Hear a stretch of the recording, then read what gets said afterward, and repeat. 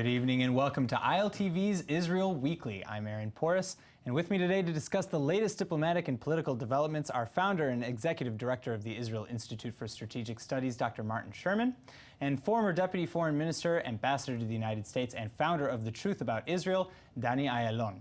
Tonight we'll be focusing on none other than peace in the Middle East, paying special attention to the upcoming meeting between United States President Donald Trump and Palestinian Authority President Mahmoud Abbas, and recently held Knesset State Control Committee meeting. But first, we turn to Lebanon, where Lebanese Prime Minister Saad al-Hariri made some very interesting comments recently. The Lebanese premier is now approaching the United Nations to help broker a permanent ceasefire with Israel, but not for the sake of making peace with the Jewish state. No, PM al-Hariri just wants to keep Israel out of Lebanon for what he calls continuous violations. إسرائيل تنتهك قرار 1701 ونحن كحكومة بنرفع الانتهاكات للأمم المتحدة من ناحية ونذكر بضرورة الانتقال لوقف دائم لإطلاق النار لوقف هالتعديات. الجيش اللبناني المرابط هون لحماية السيادة عم بيقوم بدور الوطني على أكمل وجه. These comments follow a Hezbollah media tour in South Lebanon, where the terror group supposedly went to get a view of Israel's alleged fortifications along the border. The media tour was itself a violation of the United Nations Resolution 1701, which the Lebanese premier alluded to in his comment just a moment ago. Resolution 1701 was adopted in 2006 with intentions of resolving the 2006 Israel-Lebanon war, and since the agreement, which was approved by both Lebanon and Israel and even Hezbollah, all of the parties involved have been accused of violating the agreement. Israel says that Lebanese and Hezbollah rockets continue to fall into Israeli territories, and Lebanon has claimed that Israel violated the resolution over 7,000 times, quote, by crossing Lebanese airspace, waters, and the border on an almost daily basis. A UN report in 2015 on the progress between the parties since 2006 revealed that despite a general calm and firm commitment to implementing the resolution, there was no progress on the outstanding obligations under Resolution 1701 and no movement towards a permanent ceasefire. Anyway, so first off, is it reasonable to assume that al-Hariri is right and that Israel really is violating the agreement on a daily basis? Let's start with you, Ambassador. Well, the violation is all clearly by Hezbollah and the Lebanese army. By 1701, not only they were supposed to be pushed out of the border, also they were not to smuggle any weapons, which they're doing heavily on a regular basis. So basically, it's the pot calling the kettle black when Hariri talks about violation. They are the major violators. But I would say that the Lebanese government lately are closely associating themselves with Hezbollah, which has not been in the past, which is making, from a strategic point of view, a very easy task for Israel.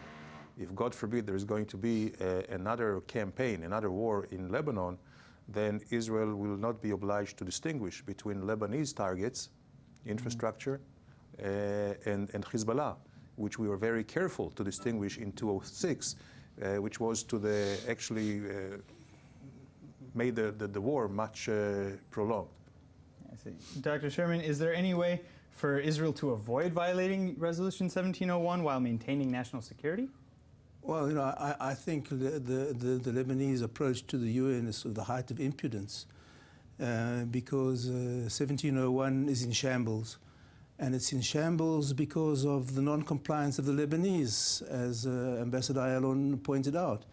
The specific language of 1701 specifies that there should be no weapons other than weapons under the control of the Lebanese army, and no authority other than the Lebanese government itself.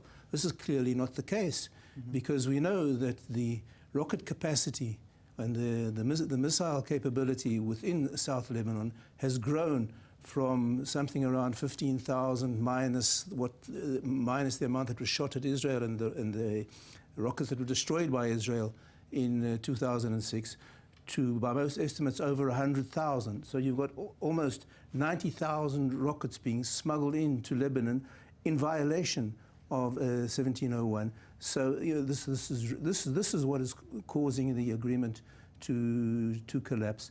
And I think it was just recently one of the leading think tanks in Israel brought out an assessment that today that Hezbollah is the greatest threat to Israel. And with its arsenal at the moment, it can inflict on Israel damage which Israel never suffered under, in any war with a conventional army. So this has become a huge threat. And you know, as I said before, I think it's huge impotence, huge impudence on the part of the Lebanese government to accuse Israel of violations. So, and if I may add to Martin's remark, impotence of the UN and the international community.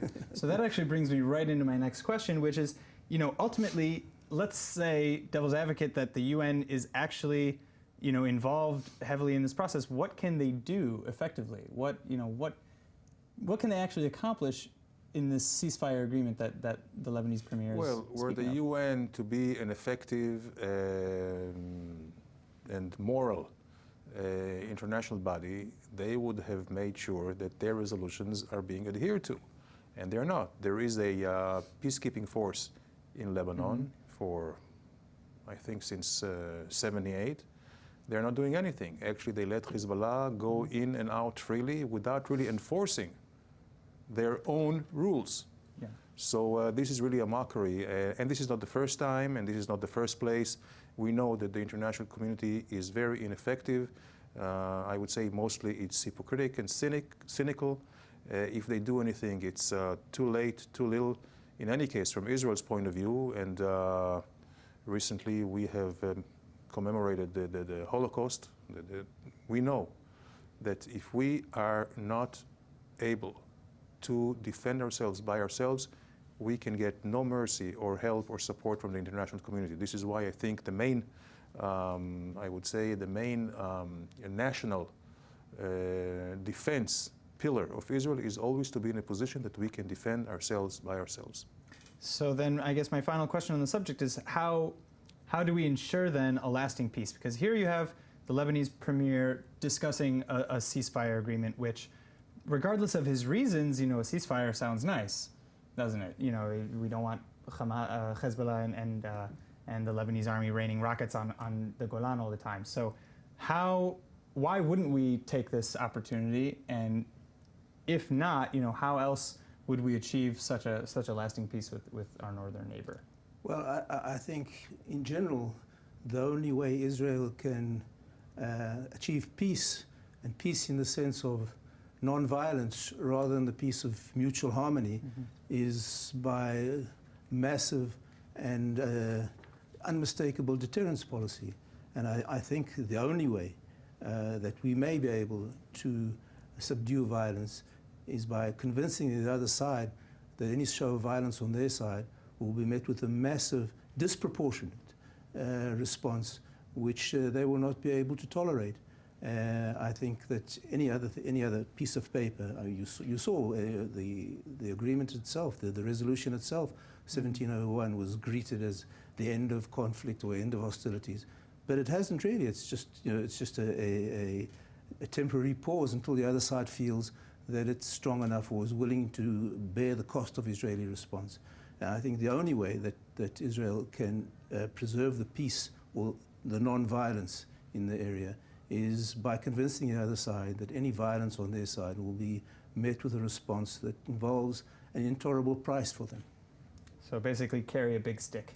A very big stick. A very big stick. All right, well, let's move on now to our second subject, to the upcoming meeting in Washington between President Donald Trump and Palestinian Authority President Mahmoud Abbas. The two are slated to discuss all manner of issues plaguing the Palestinian people, but first and foremost on the agenda is likely to be the stalled peace process between the Palestinian Authority and Israel. President Abbas has stated in the past that he believes a negotiated peace is possible under the Trump administration, but Israeli Prime Minister Bibi Netanyahu, in an April 21st interview on Fox, told host Sean Hannity that Abbas will have to put his money where his mouth is. So on May 3rd, the president will meet with Mahmoud Abbas, the Palestinian Authority, and here's an interesting fact. They, A, don't recognize the right for Israel to exist. B, there's 36,000 recipients. They reward as a matter of law those people that kill Israelis. I've read over in the year 2016, close to $300 million. There is, on an annual basis, they're giving often hundreds of millions of dollars to terrorists or the families of terrorists who murdered Israelis, murdered Americans. It's unimaginable. I mean, after a decade, it could be more than $1 billion that are given to terrorists. This is from, I'm not talking about Hamas.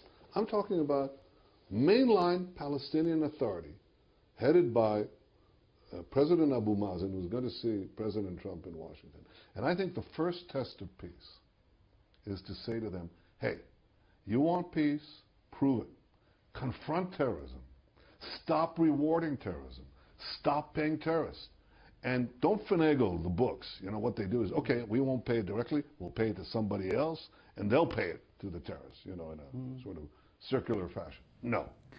So my first question is, what do you think what do you think his message will be for Abbas? I'll start with you, Doctor. I have no idea, and I have no idea what it could be. Because who is Abbas? Abbas is now a so-called president who's been in power for 3 times his elected term.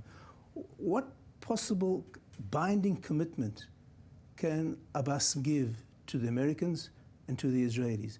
And even if he gives a commitment in good faith, who can guarantee that his successor, who is probably not too far away from taking office because Abbas himself is 80 or over, who can guarantee that his successor will honor any commitments made by Abbas? So, you know, I look at this meeting and I say, what is this? It doesn't really matter what Abbas says. And I think today what we're seeing is that we're reaping the bitter fruits of Bibi Netanyahu's Bar Ilan 2009 lecture, where he embraced Palestinian statehood. Because in a stroke, he changed the strategic structure of the debate from whether there should be a Palestinian state or not to what the Palestinian state should look like, what characteristics should it have. And once you've conceded that the Palestinians should have a state, then you're wrangling over the characteristics, what you should give it. And I think that's an argument that Israel can't win. And I think until Israel manages to extricate itself from the commitment to Palestinian statehood, it will not be able to stabilize the situation in the long run. Well, I'm afraid that this train has left the station. And as far as the Trump administration is concerned, it seems like they are very committed. He himself is committed personally to try and make peace. I have no illusions. I'm not sure that he can succeed where 6 or 7 prior presidents failed. But I think he may succeed to bring the Palestinians into the negotiating table without preconditions. And that could be a major achievement. What will happen afterwards, I have little hope that the Palestinians will give up their culture of terror and hatred, give up their ideology, which is being taught from first grade all the way to university, where Israel has no place on the map, where they claim not only Judea and Samaria and Gaza, but they claim the Galilee and the Negev and Tel Aviv and everywhere else. I doubt that this will change. But it seems like at this point, everybody in the international community is trying to please Trump, because he is considered as a very unpredictable. He has been able to beef up his deterrence. So everybody will try not to, let's say, disappoint Trump. We saw it with Netanyahu, which is not building in the territories right now, which is not pushing for moving the American embassy to Jerusalem. And we see the Palestinians are willing to move forward without preconditions. And at the end of the day, they also will have to swallow, quote unquote, the fact that Israel will continue to do building even through negotiations, which, by the way, the Oslo, if you look at the Oslo agreements, there is nothing in the Oslo that limits Israeli construction in Judea and Samaria.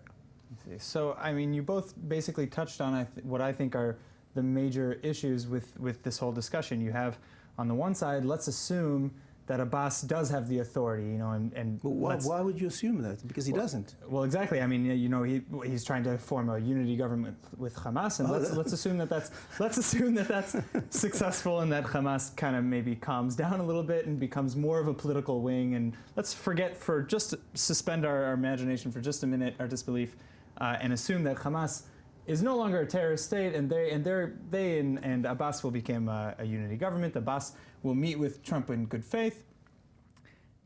You know, it's obvious from Abbas's previous rhetoric that he's going to possibly ask for, you know, settlement freezes, for land swaps, and for all sorts of things as preconditions to the talks. So, what can Trump realistically do? Well, it depends. Sorry, it depends how far you think ahead. Because to quote Shimon Peres in a book that he wrote in 1977, which unfortunately hasn't been translated into English, he says that, you know, the number of agreements that the Arabs have violated is no less than the number of agreements that the Arabs have honored. And the problem is not signing an agreement, but actually ensuring the implementation of the agreement in practice. And so, you know, bringing people to the negotiating table, in my opinion, is not a positive thing, because it just legitimizes the bogus narrative of the Palestinian statehood, and it's taking the country into an alleyway of which there's no exit. It's a cul-de-sac, and I fear that by trying to avoid confrontations which Israel can win, Israel will eventually back itself into a confrontation in which it can't. Okay. Well, I think we have to move on to our final topic now, which our final topic tonight is the recently held Knesset State Control Committee meeting, where bereaved families challenged the handling of the 2014 Gaza war named Operation Protective Edge. The meeting came at the heels of the state comptroller's report that the Israeli government, under the direction of the prime minister, failed to appropriately handle the Gaza war, the threat of Hamas's terror tunnels, and more. Among many other speakers at the meeting, Dr. Leah Golden, mother of late Lieutenant Hadar Golden, made an emotional plea. Golden's, as well as soldier Oron Shaul's bodies, still remain in the hands of Hamas in Gaza. Here's her plea. הפכת אותנו לאויב העם. הפכת את הבעיה של השבת הבנים מהקרב לבעיה של משפחות, והפכת אותנו לאויב העם. אל תענה לי, לא שאלתי אותך אף שאלה. אל תענה לי, חצוף שכמוך. אני אפילו לא יודעת איך קוראים לך. חצוף, תשתוק, תשתוק. הטענות שלך מוגזמות, גברתי, ברצינות. אתה לא תדבר ככה להורים שכולים, על מה אתה מדבר? על מה אתה, איך אתה מעז בכלל? אתם איבדתם את הבושה. תהיה בשקט, ושראש הממשלה ייקח אחריות, ותפסיקו מה אתם עושים פה, הפכתם את זה לקרקס. 3 שנים, אנחנו שומעים עושים כמיטב יכולתנו, אנחנו שומעים אני גם אח שכול, אבל את אח שלך החזירו. בסדר, את אח שצור לא יחזירו, והסברתי לך בפגישה האחרונה, דבר איתי על הבנים שלך, דבר איתי על הנכד שלי שהוא לוחם בסיירת גבעתי שהלך בעקבות אורון. הממשלה אחרי 2.5 קיבלה את כל ההחלטות, וזה לא עכשיו עניין של איום אסטרטגי, אתם יודעים בדיוק מה לעשות, ומטביעים את הכל בוועדות וועדות והחלטות, וזה היה העניין לדוח הבא של מבקר המדינה. על אי קיום החלטות הממשלה, וזו הנקודה בזמן שאני מדברת איתה, אחרי 3 שנים, לא אחרי חצי שנה ולא שנה ולא שנתיים. ואיפה פה חברי הכנסת שהתפרצו כל הזמן? איפה לשמוע אתכם? מתי בפעם האחרונה העליתם שאילתה בכנסת שיש 2 חיילים בעזה? אין לכם ילדים שצריכים להתגייס? תתביישו לכם, ולא אכפת לי אם אתם שמאלנים או ימנים. כולנו יש לנו צבא עם, כולם מגייסים את המשפחה שלהם. דממה? רק משפחת גולדין מדברת, ומשפחת שאול כבר אין לה כוח לדבר. So knowing what we know now, do you agree with Mrs. Golden that Israel knows what to do but has forgotten her son?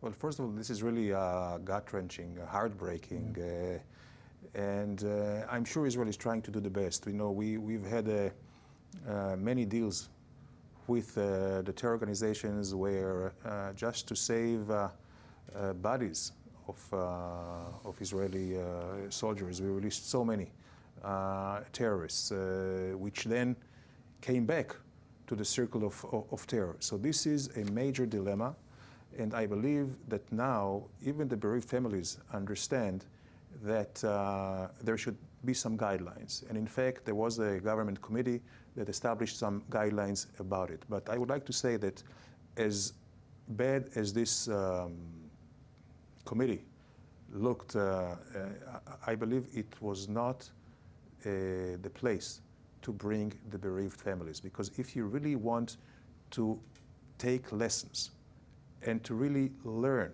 out of the mistakes made in the war, you have to do it in closed forums. You have to do it, in the right atmosphere. With all due respect, and there is great respect to the bereaved families, there are other forums that they should be invited to. Meetings with the Prime Minister, meetings with the Minister of Defense and everyone else, meeting with the negotiator on the Israeli part with whoever it is on the other side to bring back the boys or the bodies. So this was, in a way, a political forum which I'm not sure was equipped to deal with this problem, because the idea is to find better ways to defend ourselves in the next war with Hamas and to find a more effective way to bring back our boys if there are, again, any kidnapped or bodies which are being kidnapped as well. So in that respect, I think the entire debate missed the point. I think you raised an interesting question in my eye, is that, have the soldiers become political tools more than they have been, kids in Gaza? Well, I think, I certainly agree with Ambassador Ayalon that it was a very undignified spectacle and was probably an inappropriate forum to raise the issue there. But I think that we must separate out between two issues which seem to be confused in the debate. The one is the fate of the soldiers or the bodies, and the other was the management of the war. Because even if the war was perfectly managed, there'd be casualties, and someone might have been kidnapped, etc., etc. So I think we have to separate out between the two. And then this comes back to what we were talking about before. How do you see the future? Because if you see the future involving a Palestinian state in Gaza and in Judea and Samaria, you're limited in the kind of coercive force you can use in those battles.